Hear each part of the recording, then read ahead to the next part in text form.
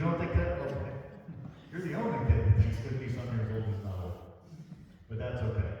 Thank you very much. I'm 50-some years old too. Do you ever get picked on in school? No? You're the only kid that does a lot of things. Does any kids get picked on in school? Well, you know what? She got a hold of me because she was getting picked on from some of her friends who were 50-some years old because she started listening to church on YouTube. And she went to church last Sunday, and people were making fun of her. And she got a hold of me saying, is this normal that people do that? And I said, it can be. You know, there's a lot of people that are not really into church. And they try to make fun of it, and they try to put it down, and other things like that. But you know what? It should be your first priority. Not necessarily church, but God is your first priority. Because God is the one that you're going to answer to forever. And that's my short and sweet children's talk for today. I hope you enjoyed it. A little something different than I've been reading from the Bible and commenting from the Bible. But today I'm going to do something a little bit different. And I'm just going to read, not that that is a bad thing. We will go to Ecclesiastes 3, 1-8. There is a time for everything, and a season for every activity under heaven. A time to be born, and a time to die. A time to plant, and a time to uproot. A time to kill, and a time to heal. A time to tear down, and a time to build. A time to weep, and a time to laugh. A time to mourn, and a time to dance. A time to scatter stones, and a time to gather them. A time to embrace, and a time to refrain. A time to search, and a time to give up. A time to keep, and a time to throw away. A time to tear, and a time to mend. A time to be silent, and a time to speak. A time to love, and a time to hate. A time for war, and a time for peace.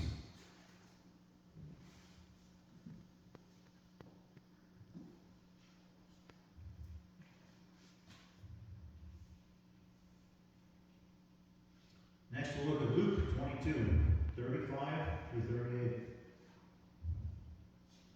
Then Jesus asked them, when I sent you without purse, bag, or sandals, did you lack anything? Nothing, they answered. He said to them, but now, if you have a purse, take it, and also a bag. And if you don't have a sword, sell your cloak and buy one. It is written, and he was numbered with the transgressors. And I tell you, this must be fulfilled in me. Yes, what is written about me is reaching fulfillment. The disciples said, see. The disciples said, see, Lord, here are 2 swords. That is enough, he replied.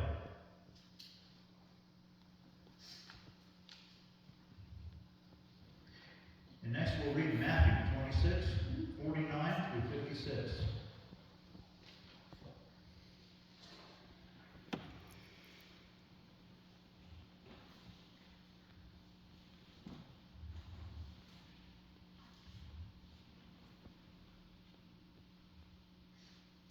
Going at once to Jesus, Judas said, greetings, Rabbi, and kissed him. Jesus replied, friend, do what you can for it. Then the men stepped forward, seized Jesus, and arrested him. With that, one of Jesus' companions reached for his sword, drew it out, and struck the servant of the high priest, cutting off his ear. "Put your sword back in its place," Jesus said to him. "For all who draw the sword will die by the sword. Do you think I cannot call on my Father, and he will at once put at my disposal more than 12 legions of angels? But how then would the scriptures be fulfilled that say it must happen in this way?"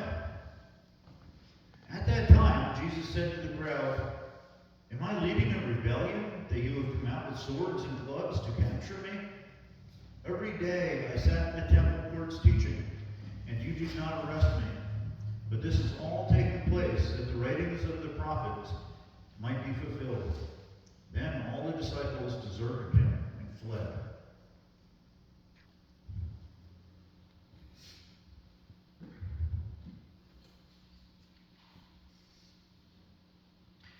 This is the word of God for the people of God.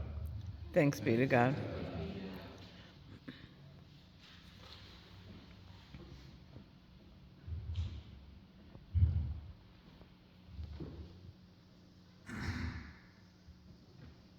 Today I'm not going to read from the Bible. That was our Bible reading, and hopefully that really gets people thinking.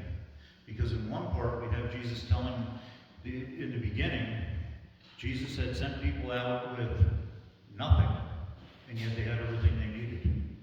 And then he told them, now you have to pack this stuff, and if you don't have a sword, take one.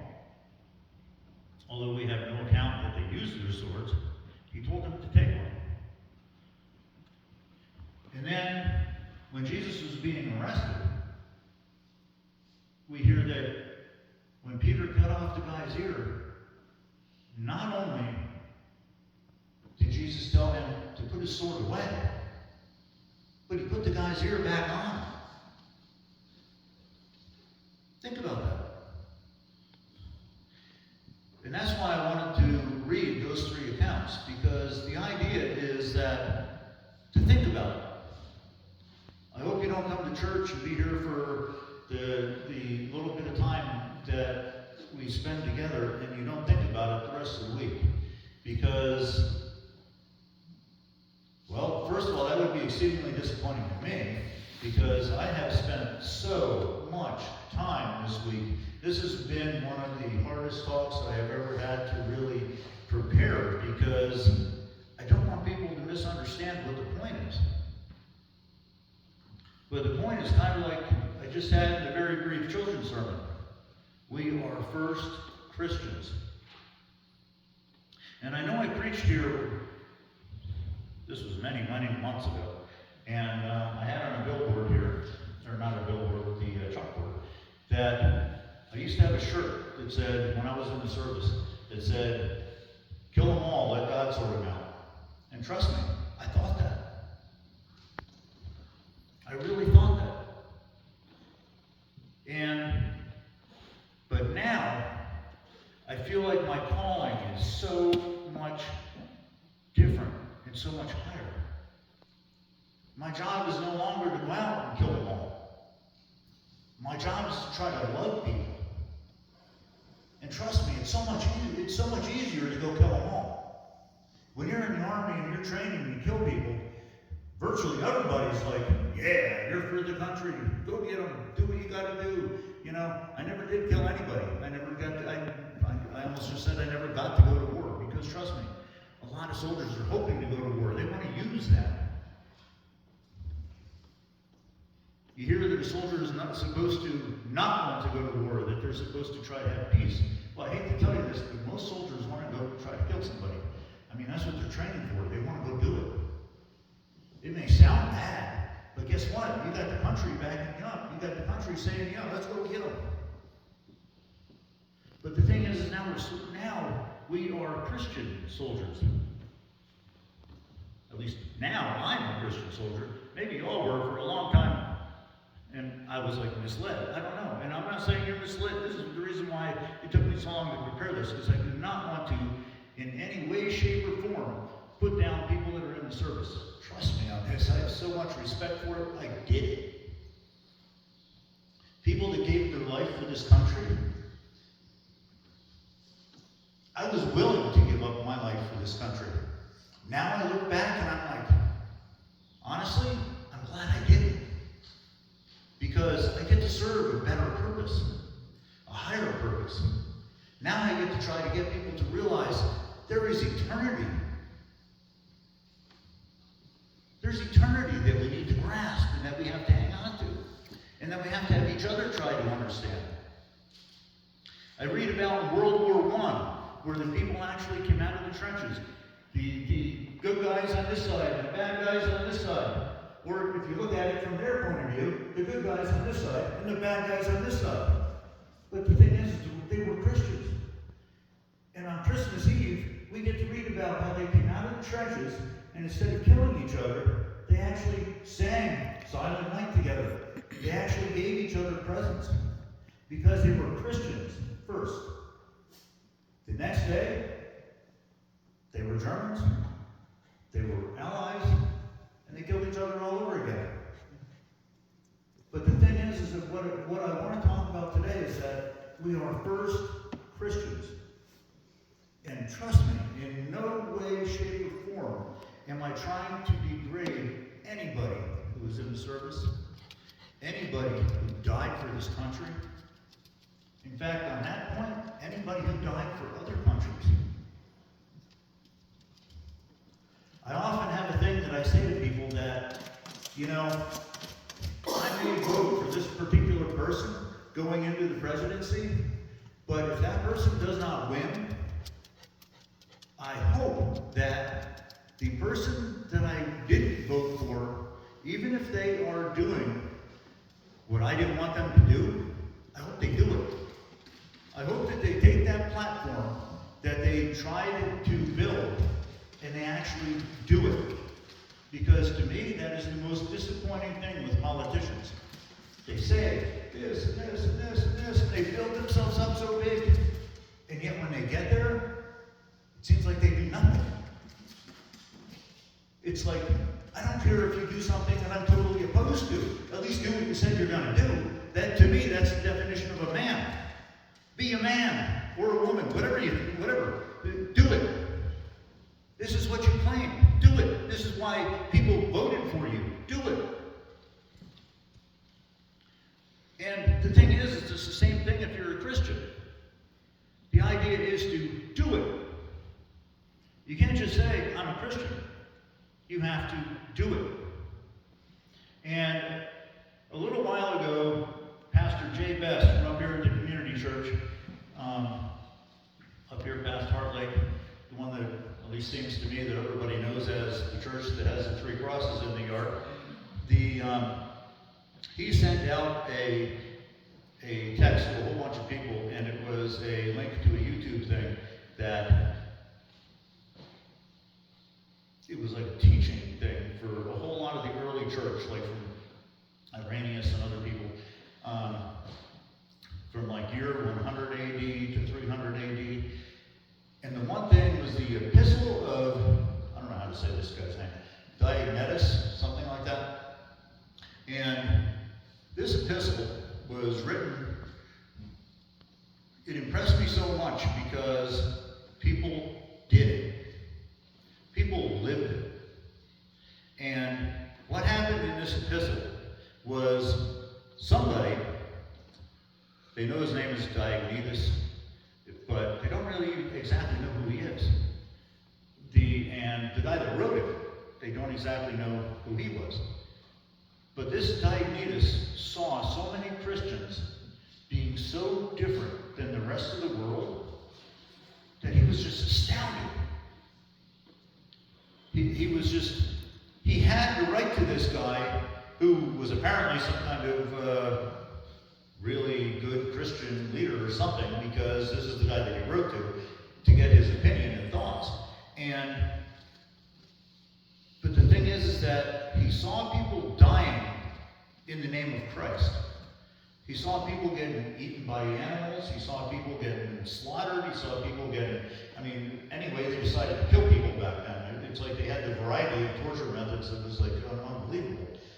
And yet, he couldn't believe the way that these people kept on living, and that the other Christians kept on living the way that they were, and that it was a new thing, and the guy was just astounded. And I think, imagine if we lived like that today. That we had somebody who does not believe in Christianity at all writing to us and saying, why are you guys so willing to live so differently?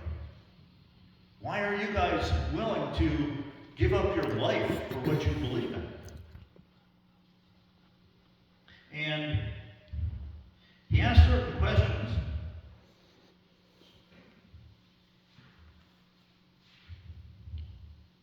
One question was, what is it about the God they believe in and the form of religion they observe that lets them look down upon the world and despise death? Meaning, they didn't care if they got killed. They just didn't care. They would keep announcing Christ the whole time. And this guy, that was probably some Greek, somebody that was killing a whole bunch of Christians, he just had to find out what is so different about these people. You know, when he was killing everybody else, they were willing to denounce it, but not the Christians. Why do they reject the Greek gods and the Jewish superstitions alike? What about the affection they all have for each other? Think about that. What about the affection they all have for each other? And why has this new group and their practices come to life only now, but not long ago? And I think, can you imagine,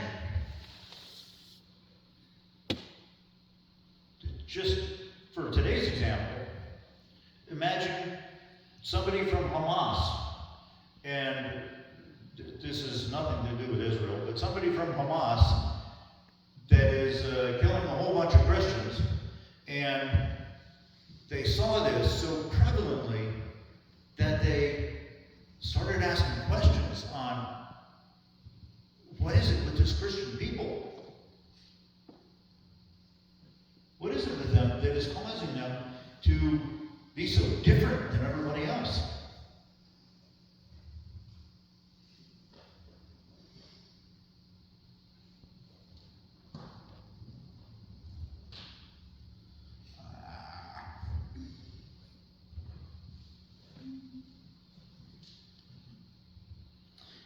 And if we go to where Diognetus, where he answers the question about the Christians,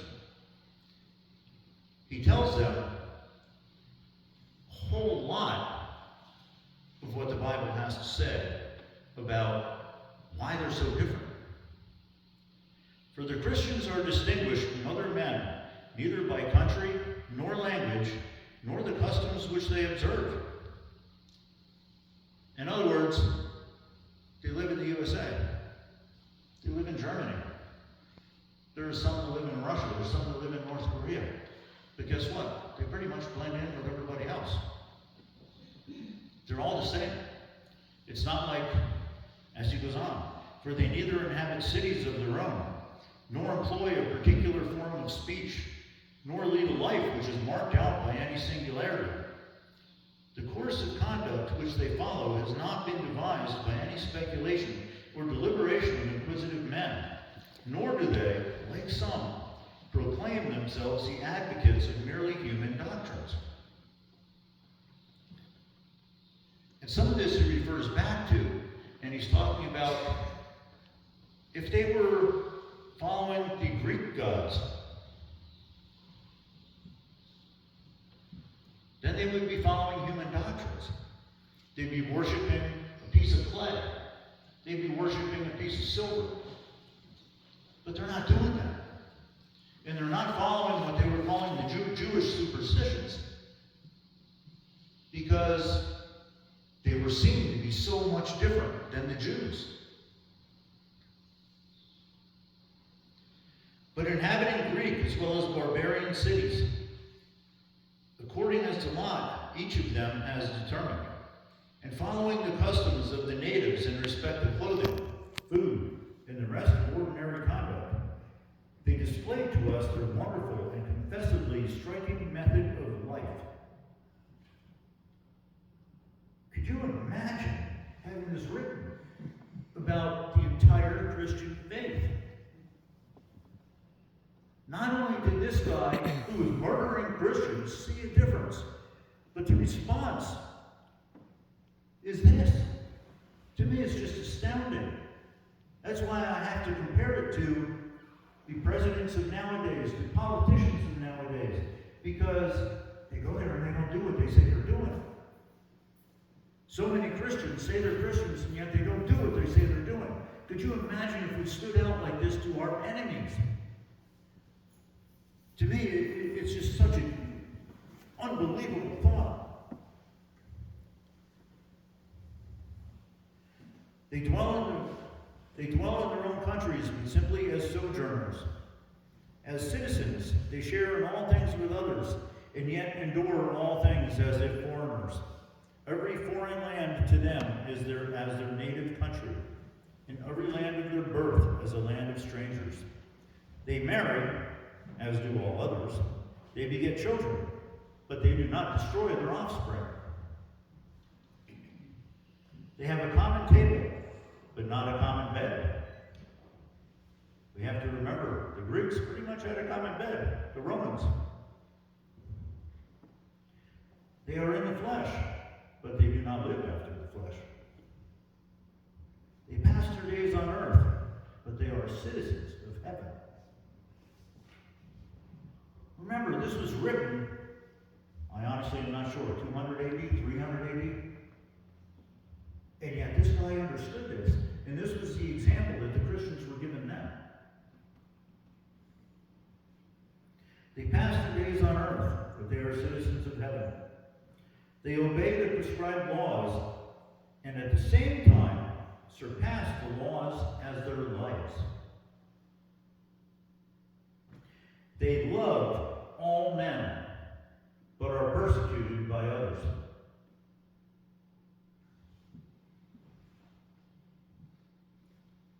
They are unknown and condemned, but they are put to death and restored to life. How are they restored to life? By God. By God. They were being put to death for what they believed in because of God. But God was bringing them back.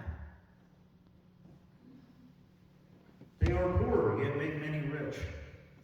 They are in lack of all things, and yet abound in all. They are dishonored, and yet in their very dishonor are glorified. They are evil spoken of, and yet are justified. They are reviled and blessed. They are insulted, and repay the insult with honor. They do good, yet are punished as evildoers. Can you imagine people writing this about the church nowadays? When I was sent this, and in the thing I had, there was a little brief.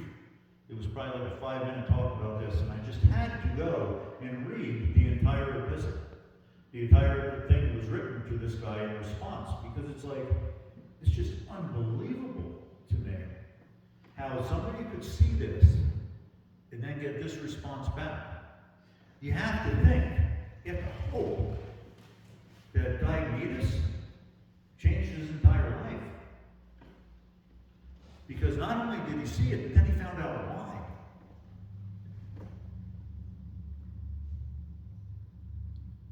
When punished, they rejoice as if quickened into life. They are assailed by the Jews as foreigners and are persecuted by the Greeks. Yet those who hate them are unable to assign any reason for their hatred. As he already said, they love all men, and yet they're being persecuted. They were being hunted down, they were being killed. And yet nobody could say why. And that is really why Diognetus, we're just going to call him D. Why D was like, what's up with these people? You know, I got to write a letter and ask somebody about this, because this is just like, There's something wrong with these people. To sum up all in one word, what the soul is in the body, Christians are in the world. The soul is dispersed through all the members of the body, and Christians are scattered through all cities of the world. The soul dwells in the body, yet it is not of the body. And Christians dwell in the world, yet are not of the world. The invisible soul is guarded by the visible body, and Christians are known indeed to be in the world, but their godliness remains invisible. That is because Christ is in them. The Holy Spirit that just came last week is in them. The flesh hates the soul and wars against it. And they also have, I haven't been reading them, but there is all kinds of Bible references like that. It comes from 1 Peter 2:11 that are thrown in here, but I haven't been reading them. But it is essentially like the guy went through the Bible and just said, here's your answer. Here is your answer. Though itself suffering no injury, because it prevented from enjoying pleasures, the world also hates the Christians. Though in no wise injured, because they enjoy pleasures. The soul loves the flesh that hates it, and loves also the members. Christians likewise love those that hate them. The soul is imprisoned in the body, yet keeps together that very body. And Christians are confined in the world as in prison, and yet they keep together the world. The immortal soul dwells in a mortal tabernacle, and Christians dwell as sojourners in corruptible bodies, looking for an incorruptible dwelling in the heavens. The soul, when but ill provided with food and drink, becomes better. In like manner, the Christians, though subjected day by day to punishment, increase the more in number. God has assigned them this illustrious position, which it were unlawful for them to forsake. To me, it is just astounding. There are so many people who look back on the older, what word am I looking for? The people were stupid, the people were uneducated, the people didn't know anything, the people, they just believed whatever. And yet, what did they believe? Again, this is most likely a high-ranking individual who was against Christians, killing Christians, saying, these people are so different than everybody else that I'm killing. I need to find out why. And he wrote to this guy and said, let's deal with these people. And he writes back that. Imagine if we as an American church could have that written back about us. Imagine that. I mean, nowadays, you go on Facebook and you see the Christians this, the Christians that, the Christians that, everybody, it's like, imagine if we could have written about us that. Imagine if we could have that love be seen in that caring about everybody else and our caring about each other. That somebody that is against us, the leading atheist, I don't know who the leading atheist is in the country, but if the leading atheist in the country were to say, wow, I see such a thing with these Christians. What is the deal with these people? But instead, that's not what's happening. But it's what we need to make happen. We need to unite. The thing is a lot of the rest of that thing that, it was Pastor Jay Best from up here, that he sent me was all the different bishops and stuff like that were sending out, and the key things were unity and love.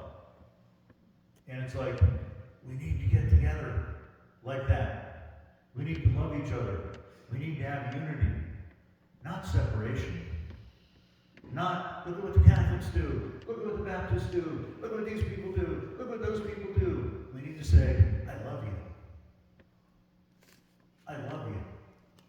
And guess what? Then we'll have a change in the world. Then we'll have where somebody is writing, or somebody is asking and saying, what's the deal with these people? Why are they so different? That's what we need. And like I say, I had to read that to you, and I understand it was probably boring for most people, and you're probably tuned out by now. But the thing is that, get the point. The point is, they were doing it. They were living it. And that's all I'm saying, is that what we need to do is we need to be what we claim we are. And how does that tie into Memorial Day? Those people believed in their country. And they died for it. Do the same thing with what you claim you believe in. It is a higher calling. Do it. Amen.